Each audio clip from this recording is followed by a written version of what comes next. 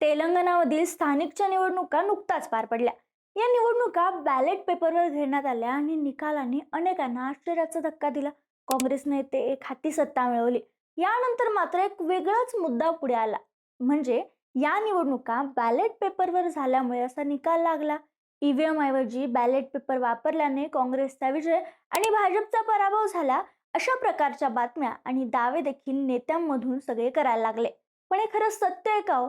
की यामागे इतर राजकीय सामाजिक कारण आहेत? तेलंगणातील मागील महापालिका निवडणुका, स्थानिकच्या निवडणुका, विधानसभा निवडणुकीचा निकाल नेमका काय सांगतोय, मतांचा ट्रेंड काय दर्शवतोय, या सगळ्याचं सविस्तर विश्लेषण आपण या व्हिडिओच्या माध्यमातून करणार आहोत.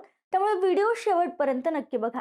मगच स्पष्ट होईल की खरंच बॅलेट पेपरवर निवडणुका झाल्या तर काँग्रेस नेहमीच जिंकते का आणि भारतीय पक्षाला आपोआप पराभव स्वीकारावा लागतो का? चला बोलूयात. नमस्कार, मी संजना. कट टू कट मध्ये आपले स्वागत. अगदी 2 ते 3 दिवसांपूर्वी तेलंगणामध्ये स्थानिक निवडणुकीचा निकाल जाहीर झाला, जो निकाल काँग्रेससाठी उत्साहवर्धक ठरला. भारत राष्ट्र समिती आणि भाजप यांनीही आपली लक्षणीय उपस्थिती दाखवली, पण एकूण निकालात काँग्रेसनं आपला दबदबा कायम ठेवला. काँग्रेस पक्षाने एकूण 1537 प्रभागांमध्ये विजय मिळवलाय. भारत राष्ट्र समिती अर्थात BRSने 781 प्रभागात यश मिळवले, तर भारतीय जनता पक्षाला 336 प्रभागांपर्यंत थांबता आले. ऑल इंडिया मजलिस ए इत्तेहादुल मुस्लिमीन अर्थात MIMने 70 प्रभाग जिंकलेत. CPI मार्क्सवादीने 13 प्रभाग, इतर पक्षांनी 73 तर अपक्ष उमेदवारांनी 183 प्रभागांमध्ये विजय मिळवलाय. तर असा हा निकाल स्थानिकचा लागला. आता याच पार्श्वभूमीवर काँग्रेसचे प्रवक्ते अतुल लोंढे यांनी प्रतिक्रिया दिली. भाजपवर टीका करताना ते म्हणाले की भाजप ईव्हीएम वरून बॅलेट पेपरवर यायला तयार नाही. जर पंतप्रधान नरेंद्र मोदी यांची लोकप्रियता इतकीच प्रचंड असेल तर एकदा बॅलेट पेपरवर निवडणुका घेऊन दाखवाव्यात, असं आव्हान त्यांनी दिले. सोशल मीडियावर या निकालाचा फोटो त्यांनी दाखवला आणि या निवडणुका बॅलेट पेपरवर झाल्यात, ईव्हीएम वर झाल्या नाहीत, असं स्पष्ट केलं. याआधी अनेकदा काँग्रेसच्या नेत्यांनी निवडणुका बॅलेट पेपरवर घ्या, मग भाजप कशी जिंकते हे बघूयात, असं म्हणते. राहुल गांधींनी तर गेल्या कित्येक महिन्यांपासून ईव्हीएम हॅक करून भारतीय जनता पक्ष प्रत्येक राज्य जिंकतोय हा दावा अजूनही सोडलेला नाहीये. काँग्रेसनं देखील हा दावा कायम ठेवला आणि अशा तेलंगणाच्या निवडणुका ज्या बॅलेट पेपरवर झाल्या आणि म्हणून काँग्रेसला यश मिळालं, कारण भाजपच्या ईव्हीएमची जी काही चाल आहे ती इथं चालू शकली नाही, असं अप्रत्यक्षपणे म्हणलं जात आहे. पण खरंच थोडासा विचार करून असा प्रश्न विचारला की बॅलेट पेपरवर निवडणुका घेतल्या गेल्या म्हणून भारतीय जनता पक्षाला तेलंगणात कमी जागा मिळाल्या का, तर याचं उत्तर सरळ सरळ नाही असं येतं. कारण तेलंगणात झालेल्या लोकसभा विधानसभा निवडणुका पाहिल्या तर चित्र स्पष्ट दिसते. जसे की दक्षिणेकडील राज्यांमध्ये म्हणजे कर्नाटक, तमिळनाडू, केरला, आंध्र प्रदेश, तेलंगणा या राज्यांमध्ये भारतीय जनता पक्षाला अजून पूर्णपणे सत्ता मिळालेली नाहीये. अनेक राज्यांमध्ये भाजपने विस्तार केला असला तरी दक्षिणेत अजूनही काँग्रेस आणि प्रादेशिक पक्षांचं वर्चस्व आहे. आंध्र प्रदेशामध्ये प्रादेशिक पक्षाचं सरकार आहे, कर्नाटकमध्ये काँग्रेस सत्तेत आहे, तमिळनाडू आणि केरळमध्येही भाजप सत्तेत नाही. म्हणजे दक्षिणेकडचा भाजप म्हणजे दक्षिणेकडे भाजप अजून पूर्णपणे ताकदीने स्थिरावलेला नाही. आता तेलंगणाच्या विधानसभा निवडणुकीवर बोलायचं झालं तर 2023 ला ही निवडणूक पार पडली आणि तेव्हा काँग्रेसला 66 जागा मिळाल्या होत्या. काँग्रेस सत्तेत बसला.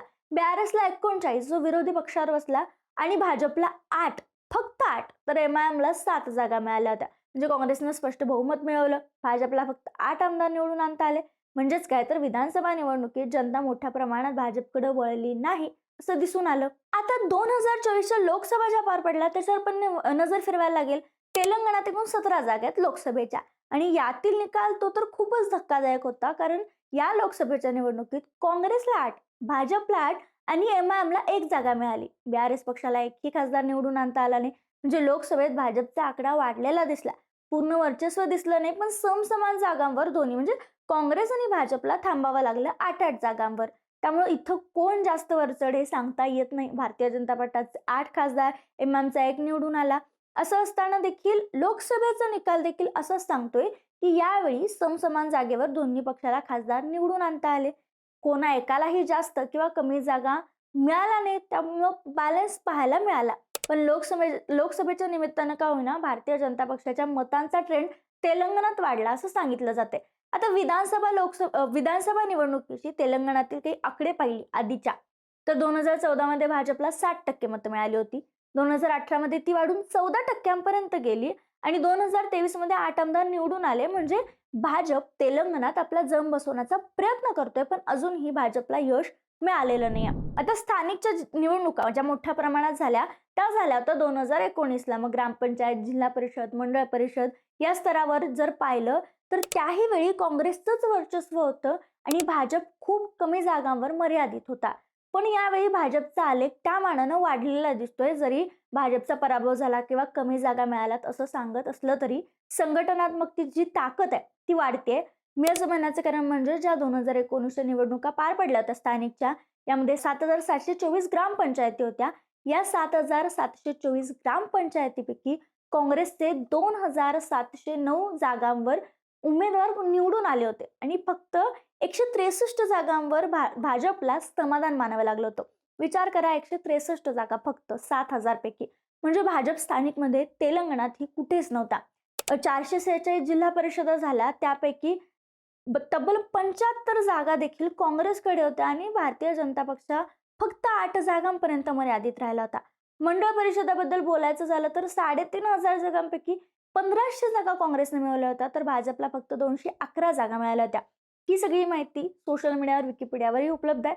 म्हणजे जर तुम्ही बघायला गेला तर मागील निवडणुकीच्या तुलनेत त्यावेळी भाजपची ताकद कमी होती, पण सध्याच्या निवडणुकांमध्ये जो आलेख आहे तो भारतीय जनता पक्षाचा वाढलेला दिसून येतोय. म्हणजे काय, हे जी आकडेवारी आहे म्हणजे लोकसभेची, विधानसभेची आणि मागे स्थानिक निवडणुकींची, हे सांगतंय की भाजपला आधीपासूनच दक्षिणेकडील राज्यात आणि आत्ता जर बोलायला गेले तर तेलंगणात सुरुवातीपासूनच यश मिळत नाहीये. आत्ता कुठे भाजप तिथं स्थिर स्थावर होण्याचा प्रयत्न करतोय. म्हणून बॅलेट पेपरवर निवडणुका झाल्या म्हणून भाजप हरला किंवा कमी जागा मिळाल्या असं म्हणणं अजिबात योग्य दिसत नाही जर ही आकडेवारी पाहिली तर. कारण दक्षिणेकडील राज्यामध्ये पारंपरिकरित्या काँग्रेस आणि प्रादेशिक पक्षच मजबूत राहिलेत हे स्पष्ट आहे. भाजप अजून विस्ताराच्या टप्प्यात आहे, त्यामुळे कमी जागा मिळण्याचं मुख्य कारण दक्षिणेकडील राजकीय परंपरा, मजबूत प्रादेशिक समीकरणं हे आहेत. म्हणजे आणि भाजपला प्रयत्न करताना भाजप कुठेतरी कमी पडते हे पण एक कारण आहे. फक्त बॅलेट पेपरमुळे भाजप जिंकून आला नाही हे कारण नाही, हे आकडेवारी सांगते. मग आता तरी आरोप प्रत्यारोप सुरू असताना या आकडेवारीवरून ही आकडेवारी समजल्यानंतर तुमचं मत काय? खरंच अजूनही जो आरोप होतो की ईव्हीएम मुळे किंवा ईव्हीएम हॅक करून भाजप हे सगळं करतो, तर हे तेलंगणाच्या बाबतीत झाले का? मी तेलंगणाच्या बाबतीत फक्त बोलते, असं तुम्हाला वाटतं का? का ही जी आकडेवारी आहे ते बघून तुम्हालाही असं वाटतं की अजून दक्षिणेकडे राज्यात भाजपचा विस्तार होतोय, भाजप प्रयत्न करतोय म्हणून हा निकाल आला? काय वाटतं कमेंटमध्ये आम्हाला कळवायला विसरू नका. व्हिडिओ आवडला असल्यास, विषयाला संमत असल्यास लाईक आणि शेअर करायला विसरू नका आणि चॅनलला आवर्जून सबस्क्राईब करा.